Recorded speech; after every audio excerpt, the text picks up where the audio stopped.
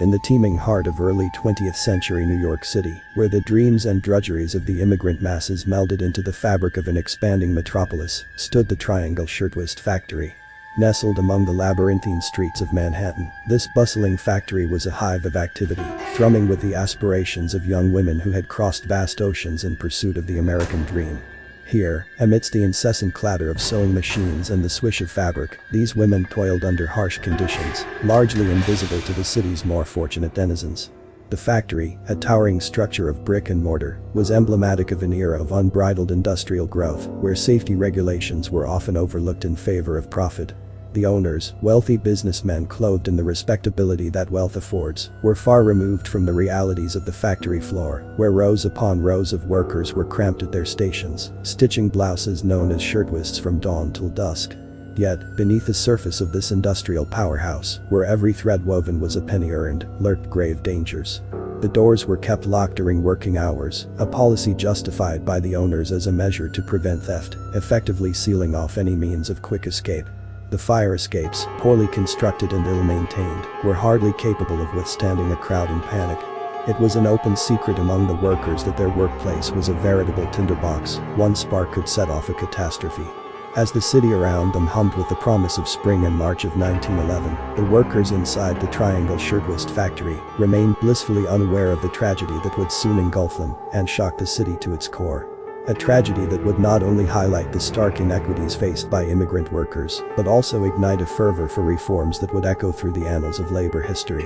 Thus sets the stage for a tale of greed, negligence, and the indomitable human spirit, a narrative that, though rooted in the shadows of the past, continues to whisper its urgent lessons to the present. On a typical morning at the Triangle Shirtwaist Factory, the early sunlight barely filtered through the grimy windows, casting long shadows across the rows of sewing machines. The air was thick with the smell of oil and fabric, a permanent fixture of the workspace. As the clock struck 7, the foreman unlocked the heavy door, allowing the workers to stream in. They were mostly young women, their faces etched with the quiet resolve of those accustomed to long hours and meager wages. The factory floor buzzed with activity as the women took their places, the chatter briefly filling the air before being drowned out by the roar of machinery. Each worker was responsible for a specific part of the shirtwaist assembly, a process that had been refined to maximize efficiency. One group of women cut patterns from large fabric sheets, their scissors slicing through the material with practiced ease. Another group operated the sewing machines, their feet tapping rhythmically on the pedals as they stitched seams with precision. Supervisors moved through the aisles, keeping a keen eye on the workers to ensure that the pace remained relentless. There was little time for rest, breaks were brief and infrequent. The air grew hotter and more stifling as the day wore on, with the only ventilation provided by a few inadequate fans that did little to dispel the heat or the floating lint that filled the air. Despite the oppressive environment, there was a sense of camaraderie among the workers. They shared quick smiles and words of encouragement during their short breaks, bonding over the shared hardship of their labor. They were a mosaic of the city's immigrant population, each with their own story of hope and hardship, all converging in this factory. As noon approached, the pace intensified, with the foreman pushing for more output. The clatter of machines seemed to crescendo, mirroring the growing urgency. Yet, amidst this cacophony and flurry of activity, none could foresee the tragedy that the day would bring, a disaster so profound that it would leave a permanent scar on the city's consciousness and herald a wave of crucial reforms. The normalcy of this day was deceptive, masking the dangers lurking within the very walls that enclosed them. The day's routine was abruptly shattered in the late afternoon, just as the shadows began to lengthen across the factory floor. It started quietly, almost imperceptibly, with a faint whiff of smoke that most mistook for the usual dust and lint in the air. But within minutes, the situation escalated dramatically. A small fire, ignited by a discarded cigarette butt near a bin of fabric scraps, grew rapidly, fed by the abundant textiles and the oxygen-rich environment of the bustling workspace. Alarm spread as quickly as the flames. Shouts of warning turned into screams of panic. The workers, realizing the danger, rushed towards the exits, only to find the doors locked. Precautions against theft, now transformed into deadly barriers. The fire escapes, poorly constructed and hardly maintained, became perilous routes as desperate workers crowded onto them. Smoke filled the room, thick and choking, reducing visibility to mere shadows and silhouettes. The heat became unbearable, the air seared with the acrid stench of burning fabric and hair. Women coughed and choked, struggling to breathe as they clawed desperately towards the few windows, only to find them barred or too small to serve as viable escape routes. As some workers managed to break windows, hoping for a gulp of fresh air, others tried frantically to douse the flames with whatever small amounts of water were available. But the fire was relentless, and the factory's poor layout and lack of firefighting equipment doomed these efforts. The tragedy unfolded with horrifying speed, trapping those inside in a deadly inferno that underscored the catastrophic consequences of negligence and greed. In these moments of utter despair and chaos, the grim reality of the factory's hazardous conditions was laid bare.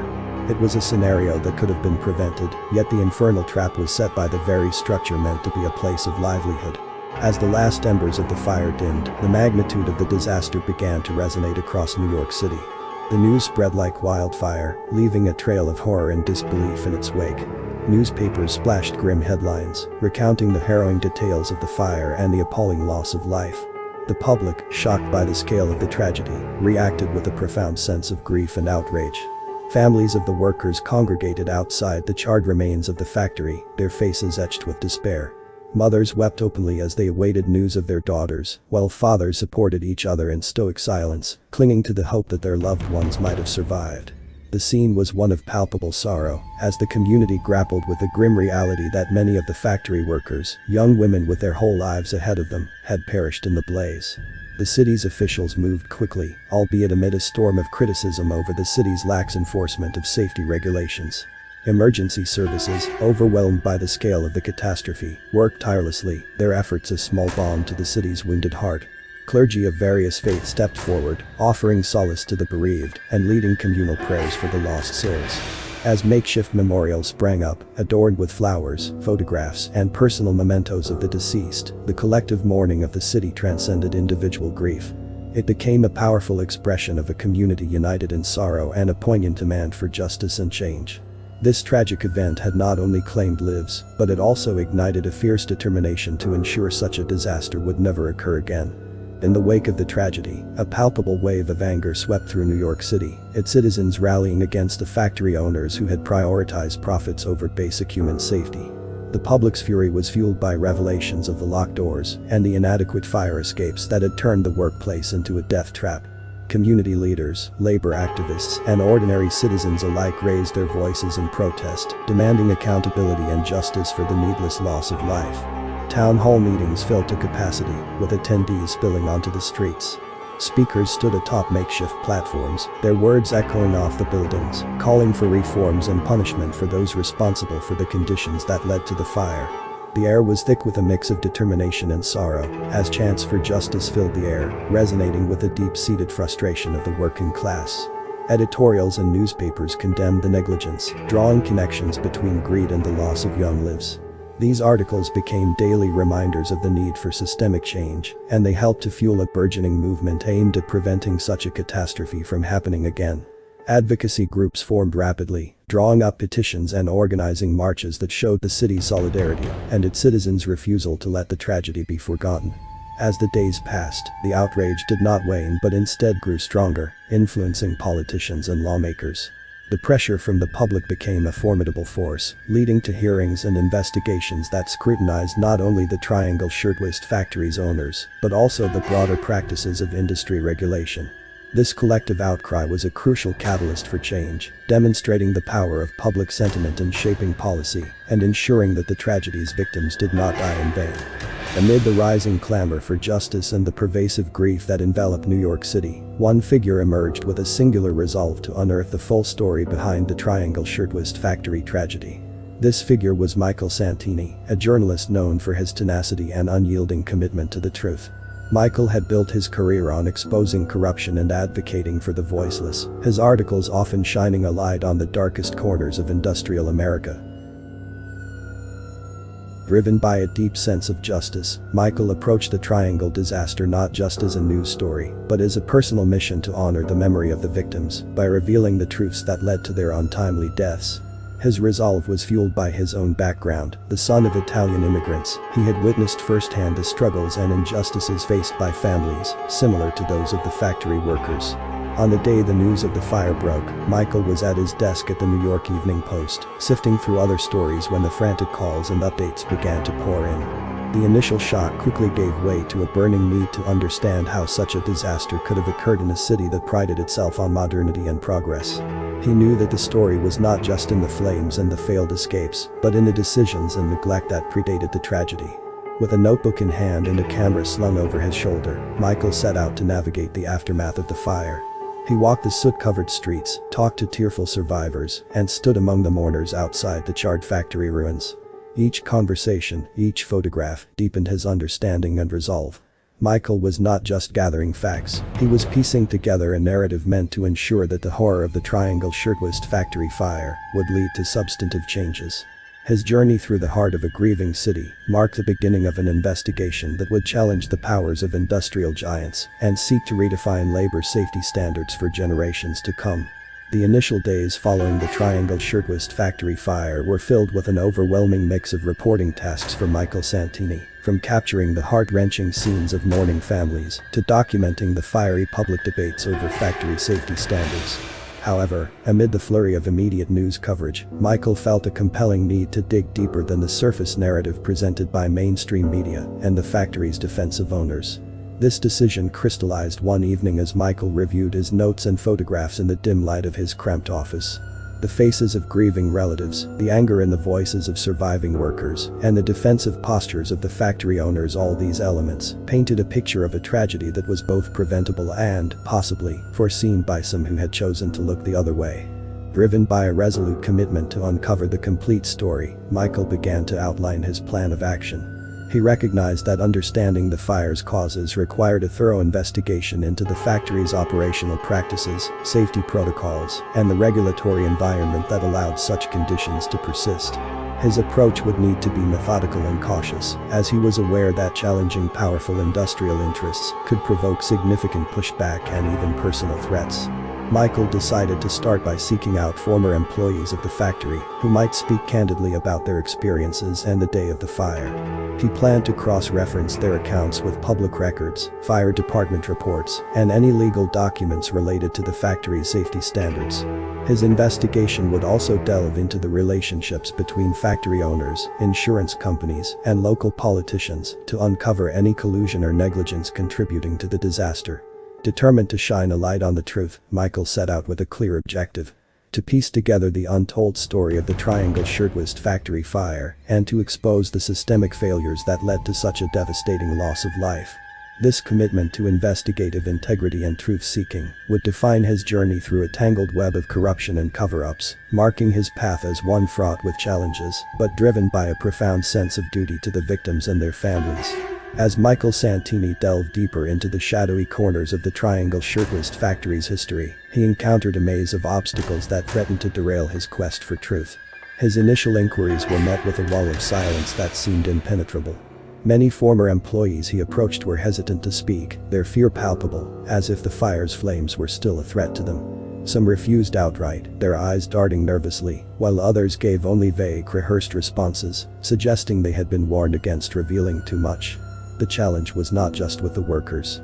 Michael's attempts to access official documents and fire safety inspection reports led him into the labyrinthine bureaucracy of city administration. Here, files that should have been readily available were suddenly missing or under review, and clerks offered bureaucratic smiles while insisting that nothing more could be done to expedite his requests. It became clear that there were forces at work within the city's infrastructure that sought to obscure the full extent of the negligence involved. Furthermore, Michael faced indirect threats and warnings. On several occasions, he found anonymous messages left on his desk, urging him to cease his investigation for his own safety. These threats were vague but sinister enough to be taken seriously, yet they only strengthened his resolve. He understood that the pushback was a sign he was getting close to sensitive truths that some wished to keep buried. In response to these challenges, Michael adapted his strategy.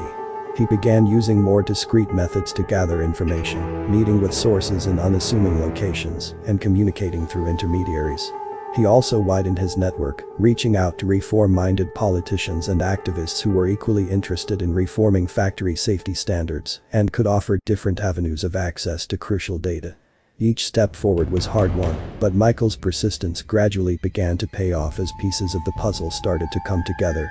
Despite the uncooperative witnesses and bureaucratic hurdles, his comprehensive approach uncovered layers of complicity and neglect that had allowed the factory conditions to remain unaddressed, setting the stage for the tragic fire.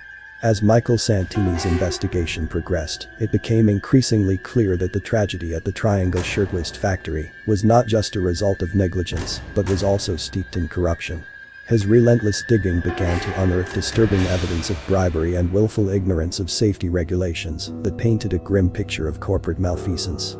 One breakthrough came when Michael managed to obtain confidential documents through a contact who worked in the city's regulatory office. These documents revealed a pattern of regular payments made by the factory owners to certain inspectors, ostensibly for safety certifications, that never involved actual inspections. The records showed dates and amounts that aligned suspiciously with times when safety complaints by workers had mysteriously been dismissed as resolved. Further probing led Michael to a retired inspector who, burdened by guilt, agreed to speak on the condition of anonymity. The inspector detailed a system of payoffs that was not only known but accepted among many in the regulatory bodies. He described how factory owners would fund lavish dinners and provide envelopes stuffed with cash to ensure that their facilities were given a blind eye, despite glaring violations of the existing, albeit minimal, safety standards.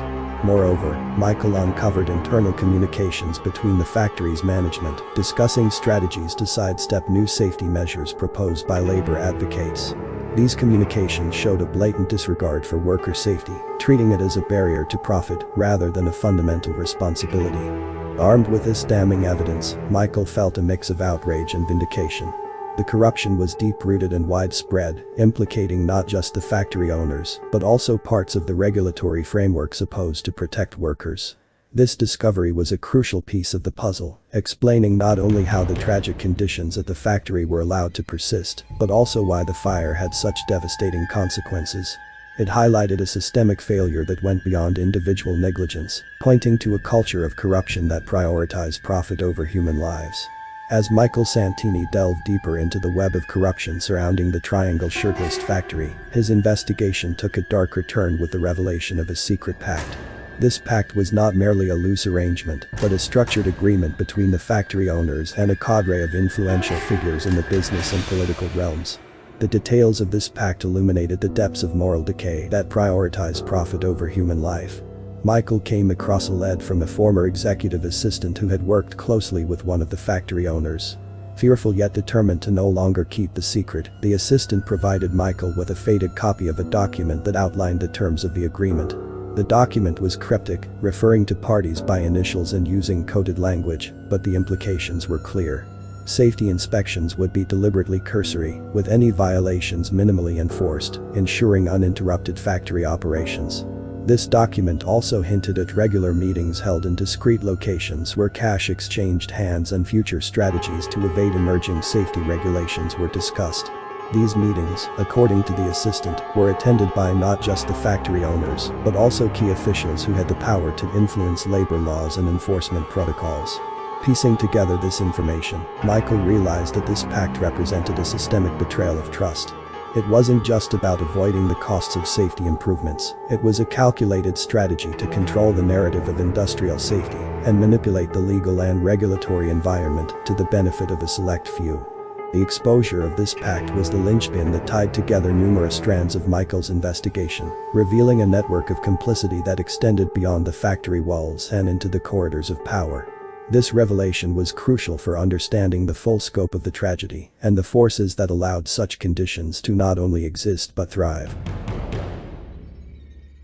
In the complex web of deceit surrounding the Triangle Shirtwaist factory tragedy, the role of insurance fraud emerged as a significant yet insidious factor. Michael Santini's investigative journey led him to uncover how manipulations in insurance policies played a pivotal role in the perpetuation of unsafe working conditions. Through diligent research and a confidential source within an insurance company, Michael discovered that the factory owners had substantially increased their insurance coverage on the property and its contents just months before the fire. This was not an act of prudence but a calculated move. The policies were structured in a way that provided maximum payout in the event of total property loss, such as that caused by a fire. This finding was further compounded by interviews with former employees of the insurance firm, who reluctantly admitted that there had been irregularities in the underwriting process. These irregularities included the failure to perform detailed risk assessments and the unusual speed with which the insurance was approved. It appeared that certain individuals within the insurance company were complicit in overlooking these discrepancies, influenced by relationships with the factory owners. Moreover, Michael found evidence of previous minor fires at the factory that had been inadequately investigated, suggesting a pattern of negligence. Each incident had resulted in an insurance claim that was quietly settled, providing the owners with financial payouts that far exceeded the actual damage incurred. This pattern pointed to a troubling conclusion. The owners had a financial incentive to maintain the status quo of risk at the factory, as each incident proved profitable. The implications of these findings were profound. They suggested that the tragedy of the Triangle Shirtwaist factory was not just a result of negligence, but was exacerbated by a financial strategy that made disaster beneficial to the owners. This revelation added a new layer of moral outrage to the story, as it highlighted a cold calculation that placed profit over the safety and lives of workers. As Michael Santini continued to peel back the layers of corruption and deceit related to the Triangle Shirtwaist factory fire, the stakes of his investigation escalated dramatically. His commitment to exposing the truth began to draw not just criticism, but direct threats to his personal safety. The first sign of danger appeared subtly. Michael received an anonymous letter slipped under his apartment door one evening. The message was terse and chilling. "Stop digging, or else." Initially, Michael considered it an attempt to scare him off the story, but the reality of the threat became undeniable when his experiences grew more harrowing. Days later, while returning home from meeting a crucial informant, Michael noticed he was being followed. A shadowy figure lingered at a distance, appearing whenever Michael left his apartment or office. This surveillance was unnerving enough, but the situation took a more ominous turn when his car brakes failed while driving. The mechanic's report confirmed his worst fears. The brake lines had been tampered with deliberately. Further intimidation tactics surfaced when Michael's office at the New York Evening Post was broken into. Although nothing was stolen, his files were rifled through, and his computer was left conspicuously open on his articles about the factory investigation. Someone was sending a clear message that his investigative activities were under close watch. These threats, however, did not deter Michael. Instead, they reinforced his resolve to uncover the entities behind the Triangle Shirtwaist tragedy and their connections to broader networks of corruption. Michael tightened his personal security, varying his routines and meeting sources in unpredictable locations. He also began to collaborate more closely with a small trusted team who shared his commitment to the story. Each threat underscored the importance of what Michael was fighting to expose. It was clear that his investigation was unsettling powerful interests who were accustomed to operating in the shadows. Michael's pursuit of truth had illuminated those dark corners, and he was prepared to face whatever challenges came next to ensure that the full story reached the public. While the threats against Michael Santini escalated, so too did the support he received from various quarters of the community.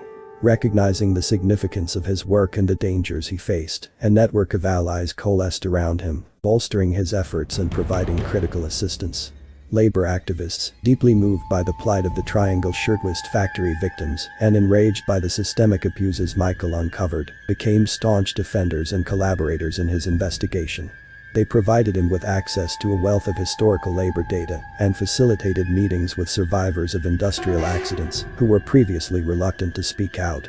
These activists also organized rallies and public forums where Michael was invited to share his findings, helping to educate the public on the broader issues of workers' rights and safety violations. In addition to the labor activists, Michael found unexpected allies among some city officials. A few honest bureaucrats, disillusioned by the corruption and cover-ups they had witnessed within their ranks, reached out to him discreetly. These officials provided Michael with confidential documents and insider information that were crucial in linking the loose ends of his story. They showed him how certain legislative processes were manipulated to favor industrial barons over the welfare of the city's workers. Furthermore, a small group of philanthropists who prioritized social justice initiatives offered financial support to ensure the continuation of Michael's work. This funding was critical, allowing him to hire additional security and invest in more sophisticated data analysis tools, which were instrumental in processing the vast amounts of information he needed to sift through. The combined support of these diverse community members not only fortified Michael's resolve, but also significantly expanded the reach and impact of his investigation. It transformed his solitary endeavor into a collective campaign for truth and reform, illustrating the power of unity in confronting entrenched injustices. With this backing, Michael pressed forward, more determined than ever to bring the full truth to light and catalyze meaningful change. As Michael Santini's investigation into the Triangle Shirtwaist Factory tragedy drew to a close, the task of compiling his vast collection of evidence and shaping it into a coherent expose became his primary focus. This phase was as meticulous as it was critical, involving long hours spent sifting through documents, verifying facts, and weaving together narratives from various sources. Michael transformed his small cluttered office into a war room of sorts, with walls papered in timelines and photographs, and desks strewn with files and notes. Each piece of evidence had to be cross-checked for accuracy, each source reconfirmed for credibility. The complexity of the information required a structured approach to ensure that nothing was overlooked or misrepresented. His writing process was rigorous. Michael started each day before dawn, poring over his notes and outlining sections of the story. He aimed to construct a narrative that not only reported the facts, but also conveyed the human impact of the tragedy and the systemic corruption that allowed it to happen. His writing was fueled by a blend of righteous anger and a solemn duty to honor the memory of those who had perished. In constructing the expose, Michael paid special attention to the flow of information, ensuring that the narrative was engaging yet informative. He incorporated direct quotes from witnesses and survivors to add authenticity and emotional depth to the story.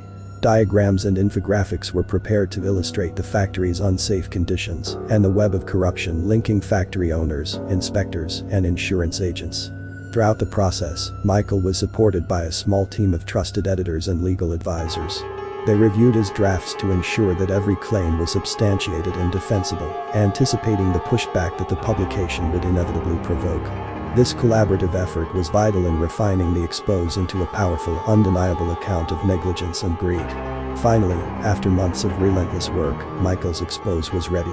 It was a comprehensive, damning report that shed light on the darkest corners of industrial exploitation and regulatory failure. The anticipation of its impact was palpable, not just among those directly involved, but also across the wider community that had followed his investigation. With the expose complete, Michael prepared for its publication, aware that it could spark significant changes and potentially protect future generations of workers. The journey to publish Michael Santini's expose was fraught with challenges that extended beyond the writing process. As the publication date drew near, the pressures to suppress the story intensified, manifesting in both covert threats and overt attempts to discredit his work.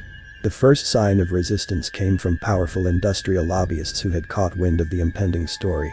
They exerted pressure on the New York Evening Post through influential advertisers who threatened to pull their campaigns if the expose. Moreover, Michael and his editors began to receive anonymous phone calls. The callers would either subtly suggest that continuing with the publication could lead to personal harm, or more bluntly, promise financial rewards for shelving the story. These calls were attempts to manipulate the situation through fear and bribery, hoping to sway the decision-making process. Despite these daunting obstacles, Michael and the editorial team of the New York Evening Post stood firm. They believed in the importance of the story and its potential to drive significant social and legislative change. To counteract the threats, the newspaper bolstered its legal defenses, engaging a team of First Amendment lawyers prepared to defend the rights to publish the investigative findings. Michael also organized private screenings of the draft expose for key influencers and activists in the labor and legal communities, gaining public support even before the story hit the press. This strategic move helped build a buffer of public opinion that protected the newspaper from some of the economic and legal threats. Each attempt to suppress the story only reinforced its importance, galvanizing Michael and his team to push forward with greater determination. Their resolve culminated in a robust plan that addressed the anticipated backlash, ensuring that when the expose finally hit the newsstands, it was met with widespread support from those who recognized the necessity of confronting corporate malfeasance head-on. The day Michael Santini's expose on the Triangle Shirtwaist Factory was published marked a pivotal moment in the history of labor rights and industrial accountability. When the New York Evening Post hit the newsstands early that morning, it didn't just deliver news, it ignited a public outcry that quickly spread beyond the confines of New York City. As people read the detailed accounts of negligence, corruption, and the harrowing testimonies of the workers and their families, the collective sense of injustice grew. Commuters on their way to work stopped to pick up the paper, and by mid-morning, copies were being passed around in offices, factories, and street corners. News vendors sold out before noon, and the Post had to run extra prints to meet the demand. The impact was immediate and profound. By the afternoon, impromptu gatherings had formed in several parts of the city. These gatherings soon morphed into organized protests, with crowds of people from various walks of life chanting for justice and reform. The placards they carried bore quotes from the expose, alongside calls for the government to take immediate action against those responsible and to overhaul safety standards in workplaces. The scale of the public reaction was such that it drew the attention of national news outlets, which picked up the story and broadcast it across the country. This national spotlight added pressure on political leaders and policymakers, who found themselves at the center of a storm demanding substantive changes. Labor unions, empowered by the public support, organized larger rallies and strikes, calling for immediate action to prevent another tragedy. These protests not only highlighted the specific issues at the Triangle Shirtwaist factory, but also tapped into broader discontent with industrial working conditions across the nation. The article became a catalyst for change, with its revelations leading not just to public demonstrations, but also to serious legislative discussions about labor laws and safety regulations. The release of the expose did more than inform the public, it mobilized them, transforming individual outrage into a powerful collective action that reshaped the landscape of American labor rights. The widespread public outcry and mass protests ignited by Michael Santini's expose catalyzed a swift governmental response to reform labor laws and improve safety standards. Lawmakers, faced with an undeniable mandate from the public, moved quickly to enact changes that would prevent a repeat of the Triangle Shirtwaist factory tragedy. In the weeks following the publication, a special legislative session was convened to address the issues highlighted in the expose. The session was marked by a sense of urgency and a bipartisan commitment to change, driven by the haunting details of the factory conditions and the corrupt practices that had compromised worker safety. One of the first measures introduced was the Comprehensive Workplace Safety Act, which mandated rigorous safety inspections and penalties for violations that were severe enough to serve as a real deterrent against non-compliance. This act also included provisions for mandatory emergency exits that could not be locked during working hours, and required all manufacturing facilities to install modern fire suppression systems. Additionally, the government established a new independent oversight body tasked with enforcing these regulations. Unlike previous regulatory agencies, this body was given extensive powers, including the ability to conduct unannounced factory inspections and to shut down operations that failed to meet safety standards. Its members were carefully selected to include representatives from labor unions, safety experts, and community advocates, ensuring a broad perspective and reducing the risk of corruption. The changes also extended to insurance and liability laws. New legislation closed loopholes that had allowed companies to profit from insurance claims in the event of accidents. Now, companies found to be negligent in maintaining safety standards would face not only heavy fines, but also increased premiums and the possibility of criminal charges for executives. These legal and policy changes marked a significant transformation in how worker safety was treated legally and culturally.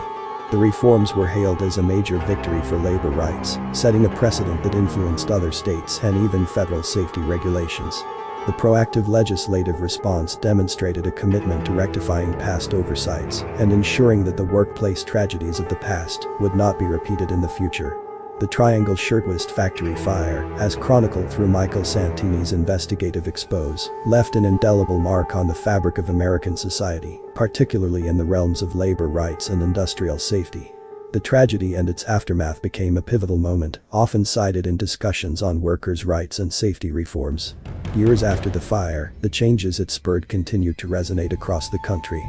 The implementation of stricter safety regulations and the empowerment of oversight bodies had led to a significant decline in workplace accidents and fatalities. Factories that once would have skirted the edges of legal safety requirements now adhered strictly to new standards, mindful of both the legal implications and the public scrutiny they now faced. The legacy of the fire also extended into the cultural consciousness of the nation. It became a symbol of the costs of neglect and corruption, reminding both employers and the public of the vital importance of valuing human life over profit. Educational programs in schools and workplaces incorporated lessons from the tragedy, teaching new generations about the importance of workers' rights and the vigilance needed to protect those rights. Furthermore, the fire became a rallying point during annual observances and memorials, not only to honor those who lost their lives, but also to reinforce the ongoing commitment to safe working environments. These events often featured speeches from labor leaders, policymakers, and family descendants of the victims, each reiterating the need for continual improvement and vigilance in labor practices. The story of the Triangle Shirtwaist Factory fire also had a lasting impact on journalism and investigative reporting. Michael Santini's work was studied in journalism schools as an exemplary model of investigative reporting that had the power to effect significant societal changes. His approach, meticulous, courageous, and unwavering, inspired a generation of journalists to pursue stories that held the powerful accountable and gave voice to the voiceless. Ultimately, the legacy of the fire and the reforms it instigated stood as a testament to the idea that from great tragedy can come profound change. It reminded society of the critical role of journalism, activism, and legislative action in shaping a safer and more just world. As the waves of change swept through the labor landscape following the publication of his expose, Michael Santini found himself at a pivotal juncture in both his career and personal life. The investigation into the Triangle Shirtwaist Factory fire had not only altered public perceptions and policies, but had also profoundly transformed Michael himself. The journey had been grueling. Uncovering layers of corruption that had contributed to such a devastating loss of life took an emotional toll on him. Nights were often sleepless, spent wrestling with the gravity of his findings and the pressures of threats to his safety. The faces of the victims and their families haunted him, a constant reminder of the stakes of his work. Despite these challenges, Michael experienced substantial personal growth. He had ventured into the investigation as a determined journalist, but emerged as a key figure in a broader movement advocating for justice and safety. His resolve had been tested, but his successes had fortified his commitment to investigative journalism, reaffirming his belief in its power to effect real change. The closure of the Triangle case brought a mixed sense of relief and responsibility. Michael found peace in knowing that his work had helped spark significant reforms and had honored the memory of the victims by bringing their story to light. However, he remained aware of the ongoing need for vigilance in the fight against corporate malfeasance. To process his experiences, Michael began to engage more with community initiatives, speaking at schools and seminars about the importance of accountability and the role of citizens in upholding democratic values. He also devoted time to mentoring young journalists, imparting lessons from his own experiences and emphasizing the ethical responsibilities of the profession. Reflecting on the journey, Michael penned a series of reflective articles and later, a book, detailing not just the case, but also the personal reflections and broader implications of his work. These writings offered insights into the emotional and ethical landscape of investigative journalism, serving as a guide for those who might one day follow in his footsteps. The closure of this chapter in his life marked a new beginning for Michael. With a renewed spirit and continued dedication, he looked forward to tackling new challenges, armed with the knowledge that his work could indeed make a difference. The legacy of the Triangle Shirtwaist Factory fire continued to inspire his commitment to uncovering the truth, no matter how deeply it was buried.